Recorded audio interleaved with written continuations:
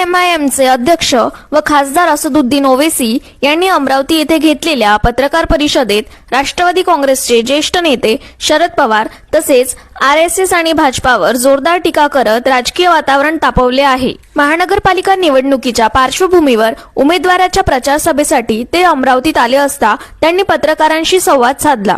ओवैसी म्हणाले की शरद पवार यांच्याकडे आता पुन्हा राज्यसभेत जाण्यासाठी आवश्यक तेवढे संख्याबळ उरलेले नाही। त्यांचा राज्यसभेतील कार्यकाळ लवकरच संपत असून सध्याच्या राजकीय परिस्थितीत त्यांना पुन्हा राज्यसभेत पाठवणे शक्य दिसत नाही। महाराष्ट्रातील बदललेल्या राजकीय समीकरणांचा थेट परिणाम त्यांच्या संसदीय भवितत्वावर होत असल्याचेही त्यांनी स्पष्ट केले। तसेच आरएसएसचे प्रमुख मोहन भागवत यांच्या लव्ह जिहाद या वक्तव्यावरही तीव्र प्रतिक्रिया दिली। एखादी व्यक्ती 18 किंवा 21 वर्षांची प्रौढ असून स्वतःचे निर्णय घेत असेल तर तो कोणाच्याही आवडीनिवडीचा विषय नसून कायद्याने दिलेला अधिकार असल्याचे त्यांनी सांगितले।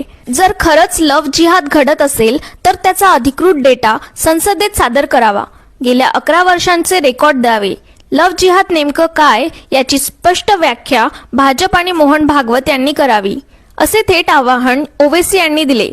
तसेच देशातील बेरोजगारी, चीन, लडाख यांसारख्या गंभीर राष्ट्रीय प्रश्नांवर भाजप आणि आरएसएस कडे उत्तर नसल्याची टीकाही ओवैसी यांनी केली। त्यामुळे वातावरण चांगलेच तापणार आहे।